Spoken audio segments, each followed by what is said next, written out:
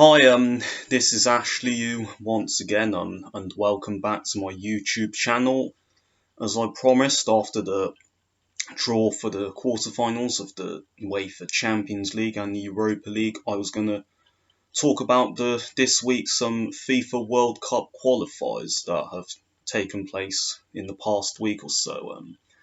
I'm going to be reviewing all the groups and after 3 match days, and then trying to figure out which teams are in the best position to make it out of the qualifying groups and to the FIFA World Cup in Qatar in 2022.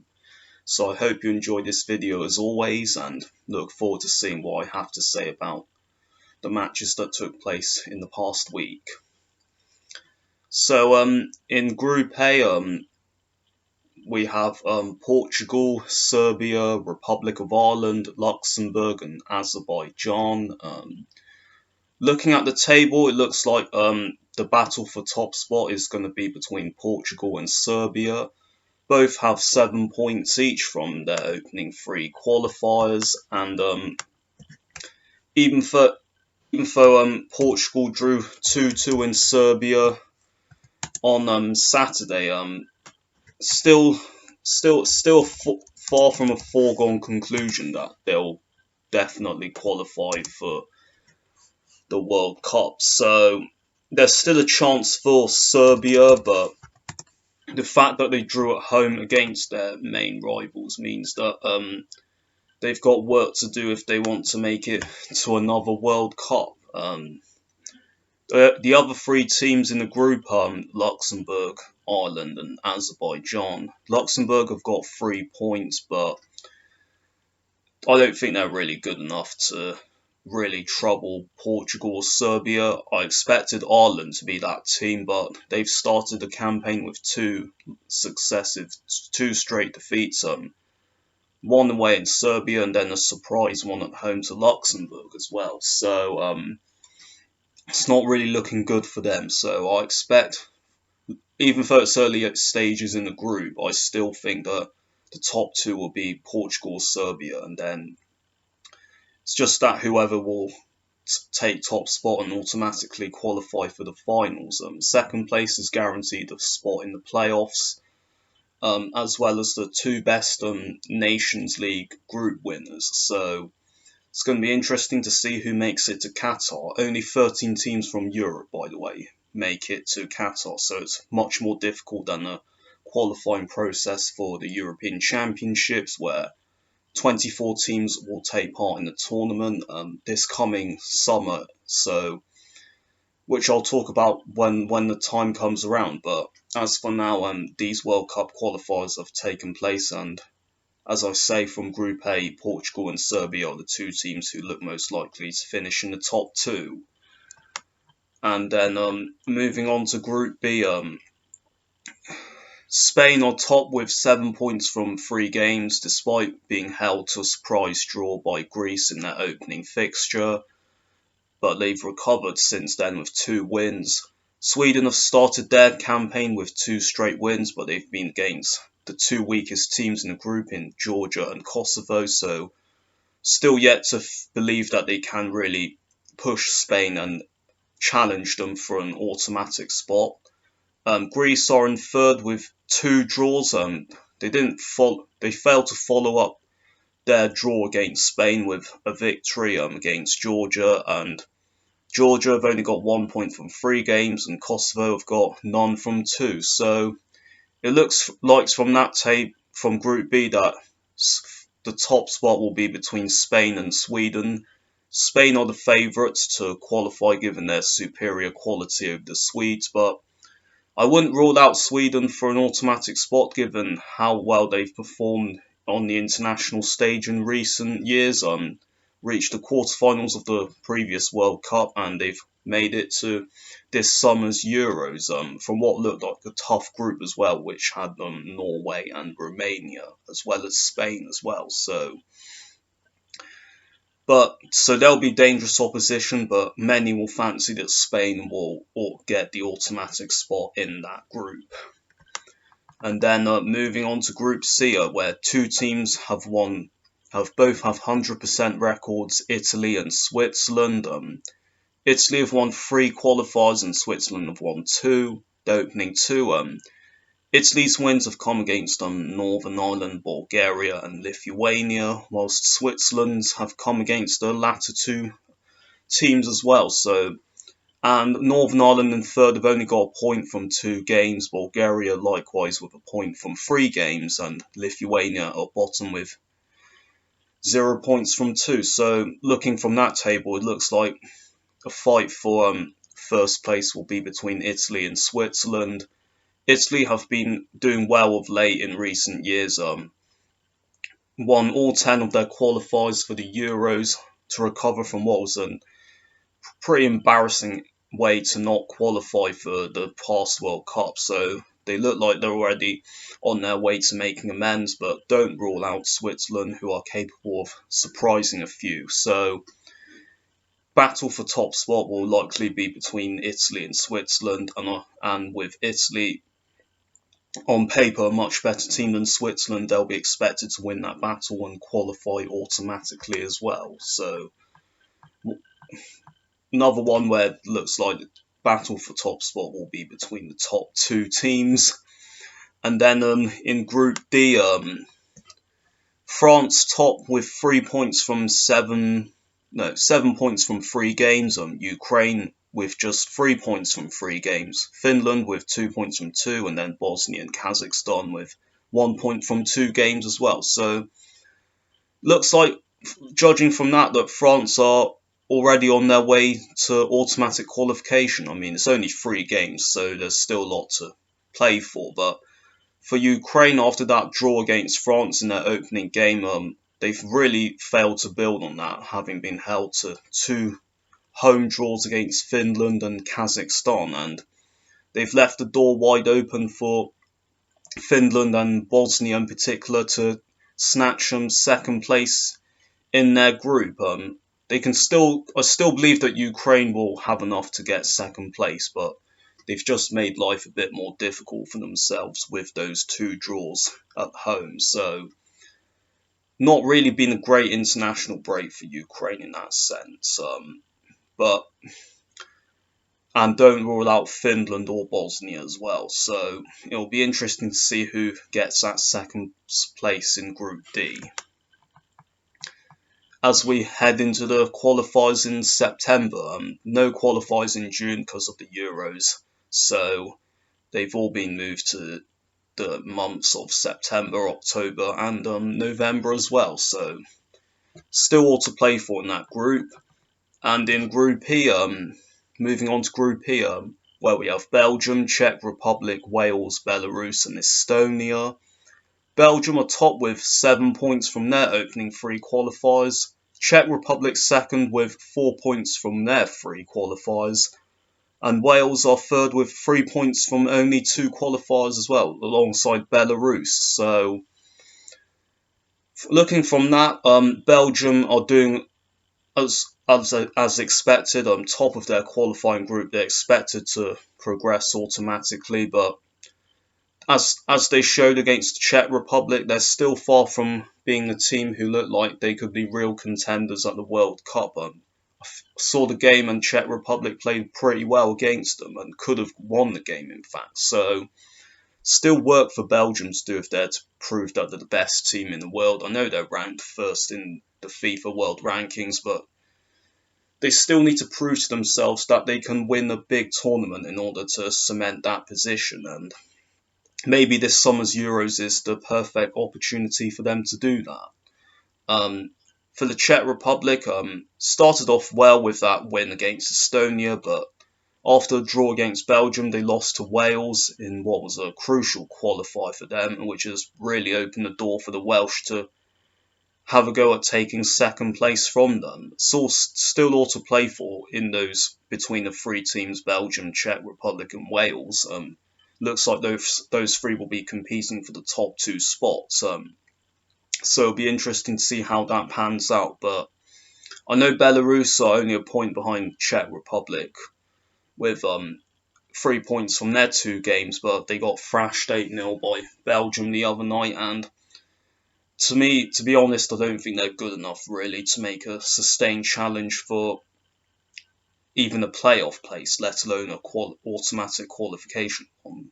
But you never know with these qualifiers being played in empty stadiums that anything can happen. But I just think to myself that I think Belgium will get first place in that group, and second place will be between Czech Republic and Wales, which after their win on, I think it was Tuesday night, Wales have the slight edge, but they've still got to go to the Czech Republic to play them later on in the qualification group. So it's not guaranteed that they'll finish second, but that was a good win for them the other night for Wales. And then moving on to the 16 groups, which 16 groups in Group F we have Denmark, Scotland, Israel, Austria, Faroe Islands, and Moldova. Denmark top with 3 wins from 3 games, scoring 14 goals without conceding. They've made a flying start to their qualification campaign, Denmark, scoring loads of goals which were not really associated with them, but keeping things tight at the back, which is more like them. So they're doing very well, Denmark, especially after that win against Austria last night. It's 4-0. Nobody really expected that kind of result, to be honest, but that's a real statement win for Denmark against what you would say a direct rival for automatic qualification as well. So that was very impressive by their standards.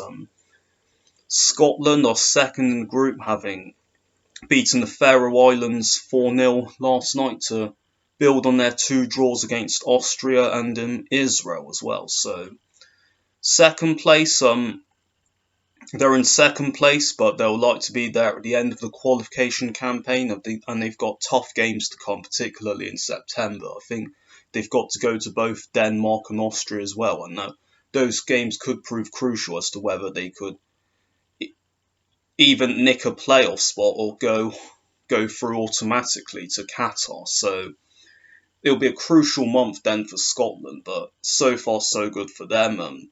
Israel in third and Austria in fourth are both on 4 points.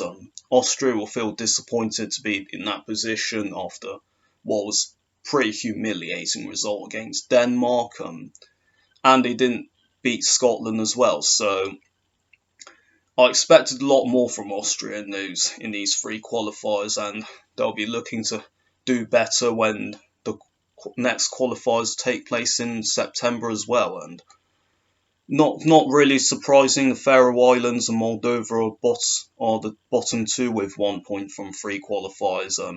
Looks like neither of those two really stand a chance of challenging for a place in the top 2. So looks like it's going to be Denmark to automatically qualify, but never rule out the other 3 teams, Scotland, Israel, or Austria, to nick that spot from them. And then in Group G, this is where it's really tight.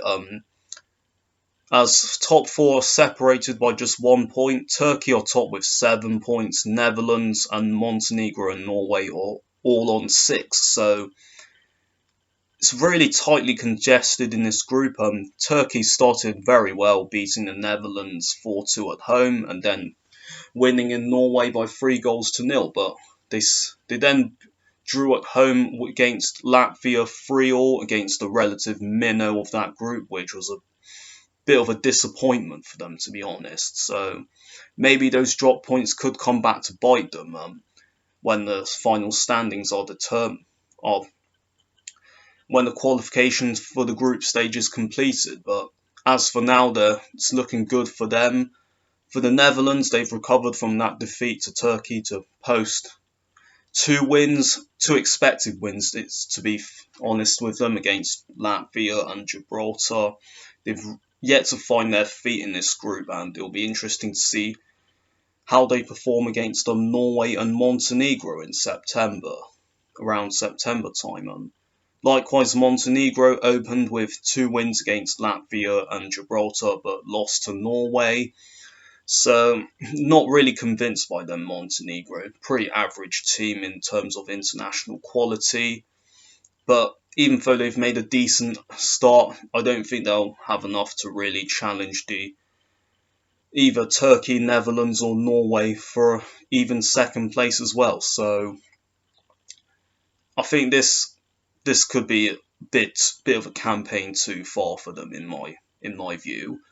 For Norway, 6 points from their first three qualifiers.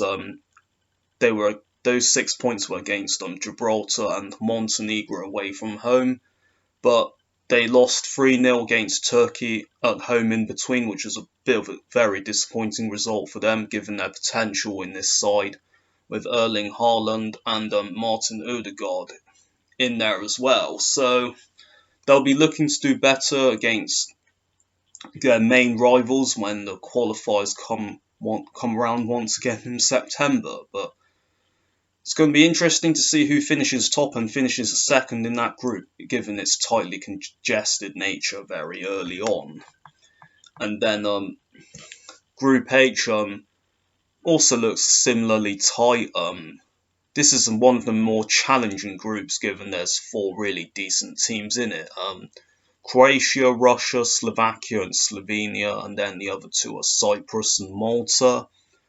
Croatia are top with 6 points from their three games, but those two wins have come against Cyprus and Malta, with their loss against Slovenia a bit of a surprise as well. So they've yet to really fire in this group. Russia likewise have 6 points from their two games. Those wins came against Malta and against Slovenia. They lost against Slovakia in their last qualifier, which was a bit of a disappointment for them. Crucial win that for Slovakia, given they drew their opening two qualifiers to move further and within a point of the Russians. And Cyprus in fourth, surprisingly, with 4 points from three games. That was after they beat Slovenia on Tuesday night. So Tuesday night, that was a big disappointment for Slovenia, who lost two and drawn on 1-1. That win was against Croatia in their opening qualifier, and they failed to really build on that. So they've got work to do if they want to force their way into contention for even a playoff spot in Group H.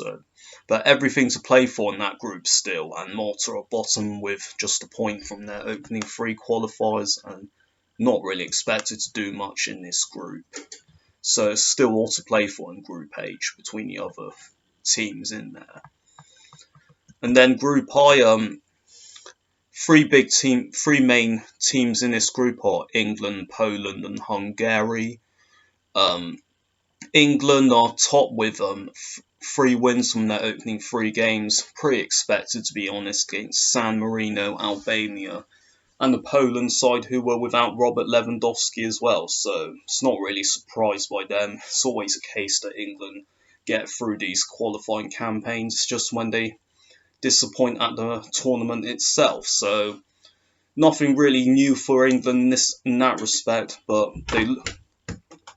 it's going well for them so far in that regard. Second place is Hungary, with 2 wins and a draw. That game came against Poland in what was a thriller, actually, 3-3 between the two teams. And their 2 wins have actually come against 2 minnows, Andorra and San Marino. So we shouldn't really read too much into their potential for getting second place in the group. So still, I'm not really convinced by them in these early stages, but they could change my mind later on. Third is Albania with 6 points from their 3 games. Their 2 wins have come against Andorra and San Marino as well. So not really too much to look into for them as well. And Poland, I think they'll be expected to do better to rise from their current position of 4th. They've only taken 4 points from their 3 qualifiers, even though they've played their 2 toughest games in the group, away to England and away to Hungary as well. So they'll be expected to do better later on in the qualification campaign and potentially snatch second place from Hungary. So still all to play for them. And then the bottom 2 teams, Andorra and San Marino, both have started with 3 straight losses, and looks like they won't do much in this group, to be honest. So still all to play for between the other 4 teams, but it looks like England, from what we've seen so far, are clear favourites to qualify automatically, and second place will be between Hungary and Poland as well, with maybe a bit of Albania in there. And then in Group J, bit of a surprise this one. Armenia are the surprise leaders, given they've won their opening 3 games, with home wins against Romania and Iceland to boot. So they've made a pretty impressive start to their qualification campaign. And second place is North Macedonia after their surprise win over Germany last night.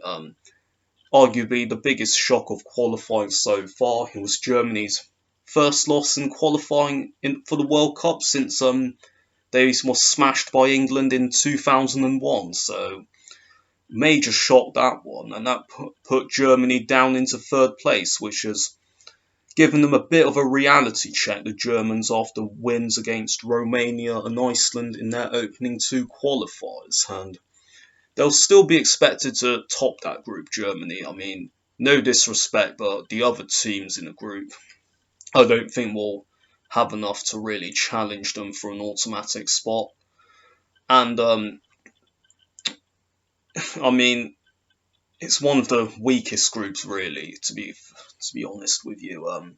Germany will still be expected to automatically qualify then second place. I mean, could be between Macedonia, Armenia, Romania, and Iceland as well. Romania and Iceland have lost 2 and won 1 of their qualifiers, so it's been a disappointing beginning for those 2 teams. And they'll be looking to do better in the September qualifiers as well. So early days in the group, but work to do for those 2 teams if they want to stand any chance of making it through to Qatar. So that's all of my review for the qualifiers for the 2022 FIFA World Cup after the opening 3 match days. There's still a lot to play for most of the teams involved in qualifying, and there's still plenty of issues to sort out as the next set of qualifiers goes on in September and then October and November as they reach their conclusion. Then by the end of the group stage, we'll find out the 10 teams who will automatically qualify for the FIFA World Cup 2022 in Qatar, and find out also who will make the playoffs as well to compete for the 3 remaining berths from Europe as well. So it's going to be very interesting to see how this qualifying process pans out. Looking at some of the groups so far, there's some where you think that there's only like 2 teams who are battling for top spot, and if not, they'll probably finish second. And there's other groups whereby there's maybe 2 or 3 teams or 4 who could be competing for a place in the top 2 as well. So it's going to be very intriguing right up until the very end. And basically the process is obviously the 10 teams who finish top of their groups will automatically qualify for the World Cup. The 10 group teams who finish second in their group plus the 2 best Nations League group winners will compete in the playoffs, and they'll be split into 3 playoff paths with the winners of each, with a semi-final and final in each path, 2 semi-finals and a final in each path, should I say. And then the winners of each path will qualify also for the FIFA World Cup as well. So there's going to be a lot to be sorted out until then. And as for now, we'll be looking ahead to the return of domestic action and the Champions League as well next week, which with the quarterfinals beginning next midweek as well. So there's going to be plenty of intrigue in that, and as well as the Europa League as well, as we head into the latter stages of both European competitions. And maybe if I have time, I'll also try and preview and review the conclusion of the domestic league seasons in England and in other countries around Europe, and finding out which teams will be successful at the end of May. So this is a very exciting finish to the 2021-22 season domestically, and there's going to be plenty to look forward to also with the Euros coming up in June 2021, after they were initially supposed to take place in June last year, but obviously because of the pandemic it couldn't take place. So there'll be lots of content regarding that coming up on this channel as usual, and I look forward to seeing what I've got to say about each of the football that's going to take place, the football that's going to take place later on this year. So hope you keep up to date with what I'm putting on this YouTube channel, and I hopefully will produce some content of this nature, if not better, as always. So thank you all for continuing to subscribe to my YouTube channel, to continue watching my content, and hopefully I'll produce more of the same, if not better, in the coming weeks and months. So thank you for your time so far, and I look forward to hopefully I'll see you all soon as always. I'm out of here.